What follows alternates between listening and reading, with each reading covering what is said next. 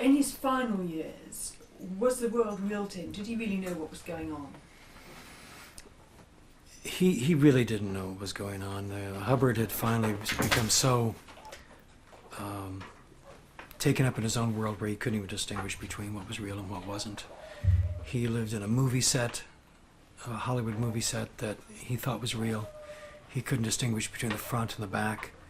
He was sending, he was issuing materials that we had, difficulty really understanding.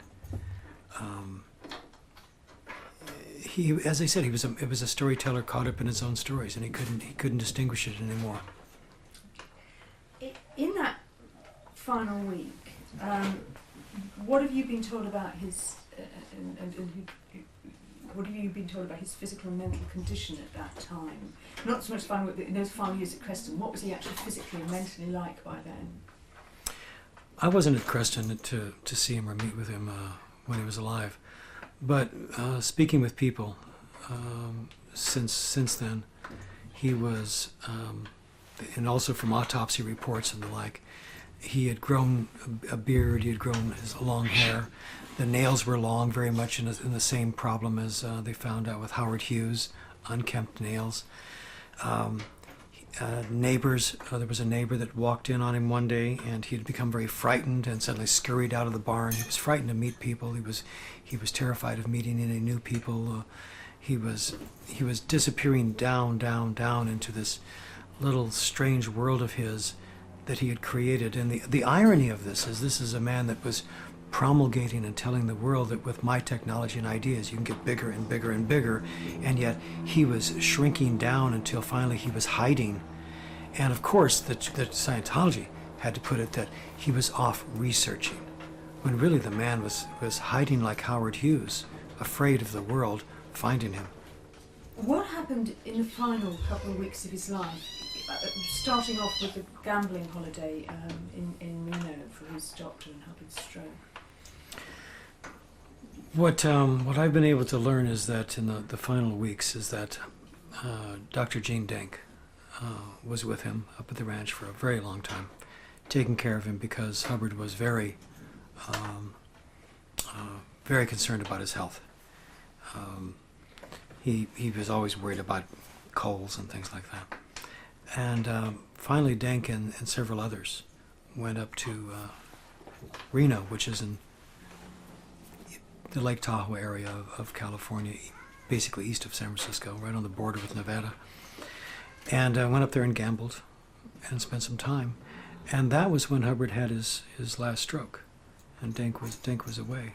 This is what I've been told. And Denk rushed back, and that was his final days. The irony was that his physician was off gambling when he had his final stroke. Is there any suggestion that his position had been taken away from his care? I don't know about that. And so when he's had his stroke, what physical and mental condition did that then leave Hubbard in? Hubbard, according to even what Denk was telling the coroner afterwards, etc., was that Hubbard was severely incapacitated by the stroke as far as mental capacity. He was able to ambulate, he was able to walk about, his speech was impaired, mental processes were already going severely. And so he was in very bad shape. And the coroner at that time expressed that concern, wondering whether or not he was capable of understanding a last will, capable of understanding, let alone signing a last will, and that's still in question. What happened in that final week over the copyrights and the will, and what was Hubbard's, relate that to Hubbard's condition? So he's had his stroke. What then happened? There was a final transfer. There was a final movement of and assignments, etc., that occurred. And anybody that looks at the final will would say this is a very important legal document. Had Hubbard received proper legal advice? Well, Sherman Lensk was Hubbard's attorney. Sherman Lensk I really dare him to say that he met with Hubbard. He never met with Hubbard. He has weaseled around this and made it appear that he met with Hubbard. There was nobody meeting with Hubbard. Hubbard was alone. So he was being, if he signed that, then he was being given something to sign in a state, while I will add, on a psychiatric drug, Vistarol, being administered to him. And the entire future of Scientology and hundreds of millions of dollars in transfer of copyrights without legal advice, this is a serious question. Just to make it clear, who was with him when and who was getting him to do what, as it were, in that final week? Best I can determine in the final week, the only people who were there with him were Pat and Annie Broker, Gene Dink, and there was a ranch hand, Steve Foff. I don't know if Steve was present in the room in those final days or saw him, but that was the entirety of it, from what I can determine. Oh, so Miscavige wasn't there? No. No, right. But just so to make it clear, there were papers coming up for him to re-sign that were to do with the signing copyrights and to do with changing his will. Can you just make it clear for us what it was that he was having to change in that final week? I would have, whatever Hubbard was signing in the final week, or purportedly signing, has to be taken not only in the context of his physical condition and who was present, but has to be taken in one other context. That material was being printed on a laser printer, computer printer. The ability to change this material was very easy to do. Also, Hubbard had signed blank sheets of paper that were to be used in his absence, that we could then fill in as we wanted around it for an emergency. So there's a serious question that can be raised as to whatever he signed in the last weeks. Not only was he physically and mentally capable, but if he did sign it, was this the document that he actually signed, or is this some other document? And what was the import of what he signed? What did it change? The documents that were signed that week, what did they actually change? Who ended up benefiting and who ended up losing? Who ended up benefiting was the organization called Religious Technology Center, which was then controlled by David Miscavige. And David Miscavige had control. So basically, Hubbard was turning it all over to him without, in my estimation, being advised as to where it was going. He did not know how the organizations had changed below him and who was in control of them. He thought there was a former administrative guard there that he had put in place, and it had been completely gone. So he was turning it over to something that had been designed by David Miscavige. And that's how it happened. And who lost? Family? Who lost was family. The family, the children, and I might say since then the family has been rewritten Orwellian style, just in 1984 style. It just had been basically deleted from the records. They don't exist anymore. Mary Sue Hubbard is not referred to anymore. Suzette is disappeared. Diana has disappeared. Quentin, of course, is dead. Arthur has disappeared. There's no more family. There's no more family. Before, Hubbard had built it around a family structure, but there is no more. So what happened on the day that Hubbard died, and why was it such a problem for Scientology that he died? Who was there? You know, what was happening? Well, first of all, you have to understand that, in my opinion, Hubbard never believed he would die. He just thought he could beat it all the way. But him dying suddenly made him very mortal. And the last thing we could have is to have Hubbard be mortal. The last thing we could have is the fact that he would just die of a stroke, if that's what he died of. That would be the worst possible news, is that he had just died like everybody else did. He could not escape it. So a story had to be designed. And the story is that he went off to research the next level. And what's amazing is how the Scientologists bought this without any questioning. They bought it. That Hubbard had gone off, and he was not mortal, and there was hope. So basically, he was just Jesus incarnate again, that he had beaten death the way Jesus had beaten death, and so there's hope once again. Can you explain to me what actually happened on the day he died? You know, about the meetings and everything. And what was the problem? Amazingly so, the story of those final few days, and there was a 3-day delay between his death and the announcement, is pretty well recorded, except for some of the inside parts, in the coroner's report of this flurry of meetings as the attorneys came up and rushing into the coroner's office, dashing back to Los Angeles, bringing up the final wills, etc. And it became so apparent, even to the coroner, that they wanted to rush Hubbard's body through and get it out of there fast and get it cremated.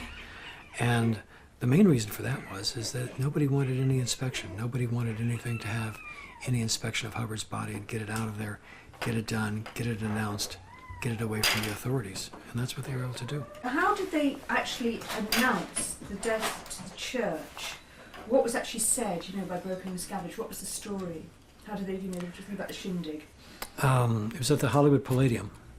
Quickly called. Everybody was ordered to come and attend. And David Miscavige was the one that made the announcement in glorious terms about L. Ron Hubbard has moved off to this next level of research.